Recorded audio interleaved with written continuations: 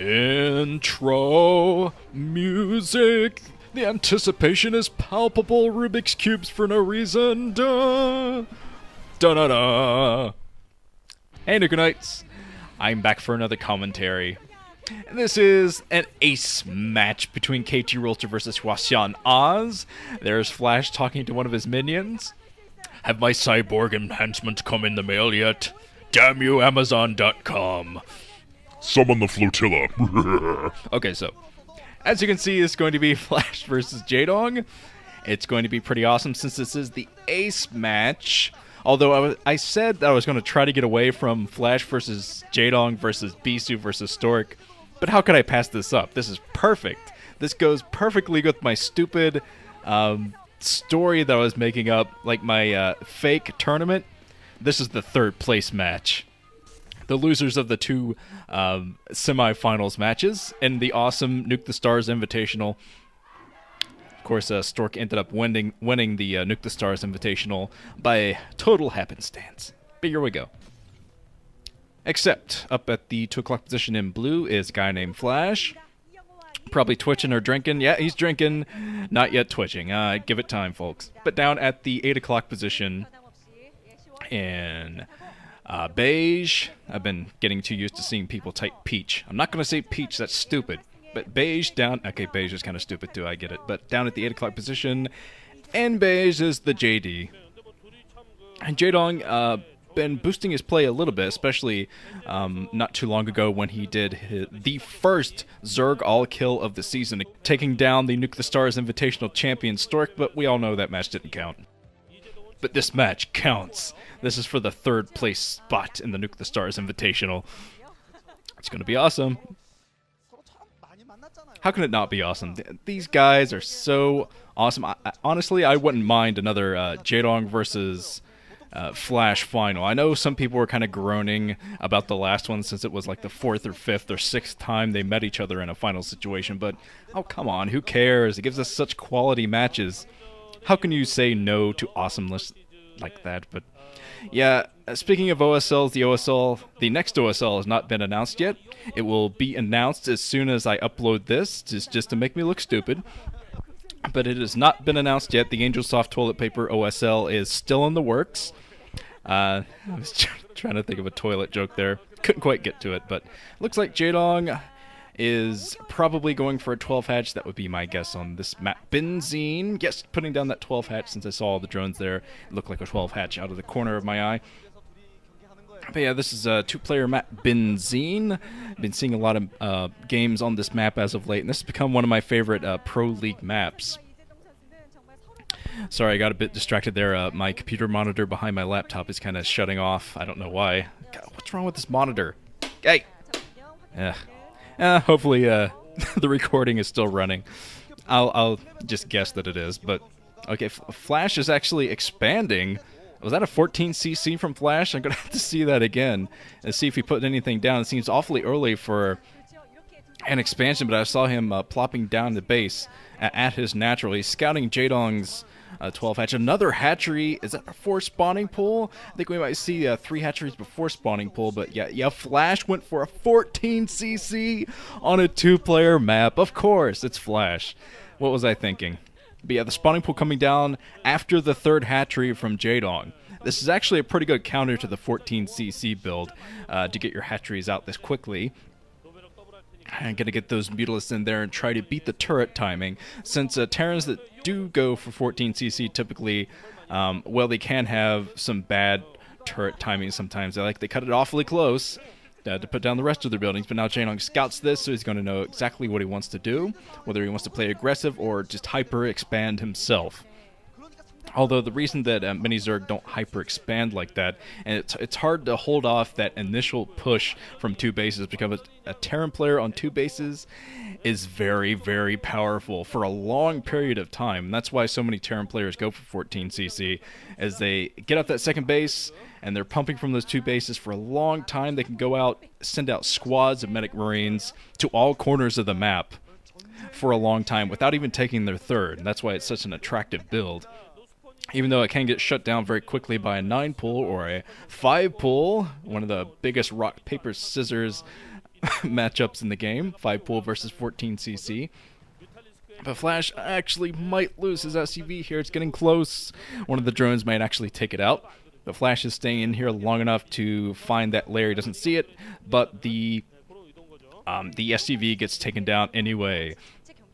So okay, Flash going to try to make use of that 14cc economic advantage by building a lot of barracks, and he already has his +1 attack for the Marines upgrading, so he's going to be prepared for Mutalisk once Jaedong starts pumping those. If he starts pumping those, we're going to go.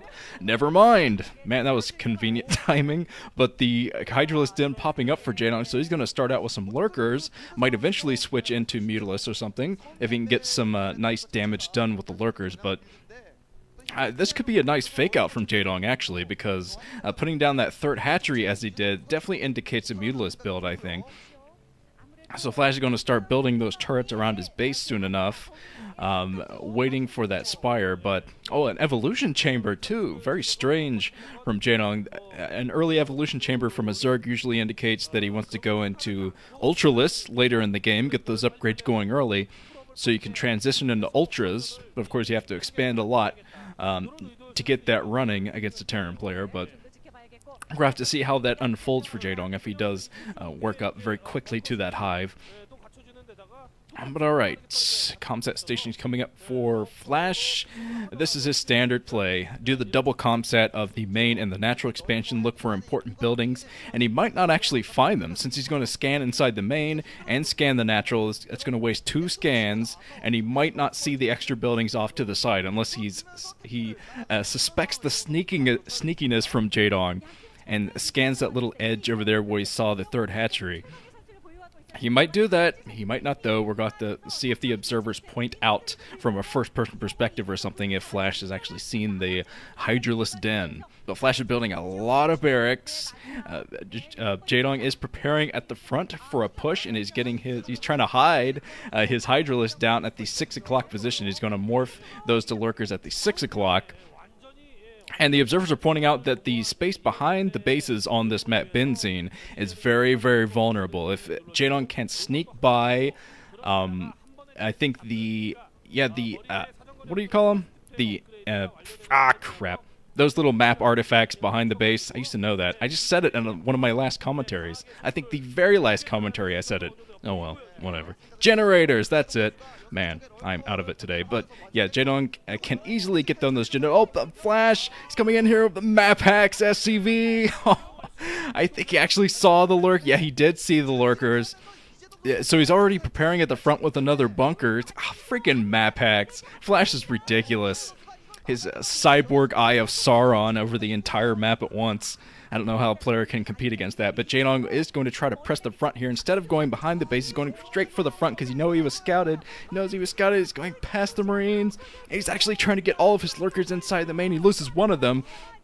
But now he's coming in. Oh, he isn't burrowing yet. Come on, Jaedong. What is Jaedong doing? He's so indecisive up here, but he's going to have to burrow so he doesn't lose his lurkers.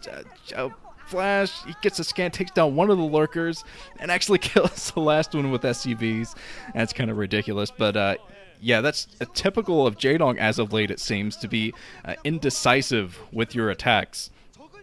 I think he had such bad luck with his super decisive attacks for a long time there. He's starting to be a lot more careful in his play, and that could end up hurting him in this game. He could have gotten a lot of damage done with those 2 lurkers inside the main. But oh, some excellent sniping from Flash. Man, Flash is looking as strong as ever. I've casted a lot of Flash games, and he always seems to be on top of his game. It's kind of indescribable. The dude never slumps. He loses some games, but he hasn't slumped in a very long time, since I started commentating, I think. But Flash was going to try to do a bit of harassment back here, but he loses all of his Marines and his 1 medic.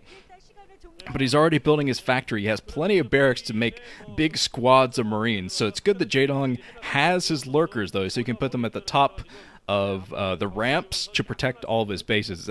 That one base, the one over at the 9 o'clock position, is going to be kind of vulnerable since he won't have the same choke lurker attack to protect himself, choke lurker defense. He's trying his best over here. He has a couple lurkers positioned. Those might be hold lurkers, by the way. Stop lurkers to trick Flash as he goes in there. But I think Flash will be smart enough to scan to make sure there's no danger before attacking that 9 o'clock.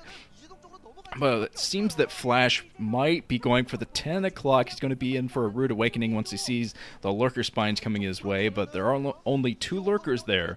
So Flash could definitely get a surround with Marines. He's going to lose a lot of Marines in the process, but he could definitely just muscle his way up here. Oh, never mind. The 3rd lurker coming in, so it will be almost impossible for Flash to break through the 10 o'clock position. And I think that Jaedong might have burrowed on top of one of his other lurkers, because I didn't see the 3rd burrowed lurker around that area, so I think he just burrowed on top of the other one. With Flash coming up here, I don't know if he knew about the lurkers or not, but he's still pushing his leg. Oh, backing off, deciding, yeah, I'm probably not going to get up there. That's going to be hard to break. With those 3 lurkers, he probably saw the stacked spines and decided it wasn't worth it, but now Flash is coming in here. Gal's getting his surround. Marine spread over the lurkers, and Jaedong trying his best to defend. Probably working his way to Hive. He already has the +1 Carapace upgrade, which is going to help him a little bit, but not too much with the lurkers. They pop like balloons no matter what upgrades they have. But Jaedong trying to position his lurkers, but Flash keeping on the scans, keeping on some nice Marine arcs, and he's going to take out this 9 o'clock base. Not much that Jaedong's going to be able to do to protect this. Oh, look at that Marine arc. Fantastic. Every single lurker dies at the 9 o'clock position. So it seems that Jaedong's little strategy didn't quite pan out in this game. He's definitely not going to get to Ultras for a while. Losing that base as he did. It wasn't a gas mining base, but still, he needed that base. He needed that extra hatchery to help himself with the defense. He has 1 lurker down here, but Flash is coming up to this 10 o'clock position, trying to sneak behind the minerals so he can harass the drones, but luckily for Jaedong, he ran some of his drones to the other side.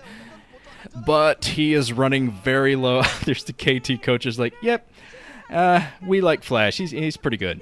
I think we'll keep him on the payroll. And the Hwasyon Oz coaches, very solemn, very sad. Jaedong trying his best to defend with only lurkers. He has no Dark Swarm, no anything. It's kind of surprising that he doesn't.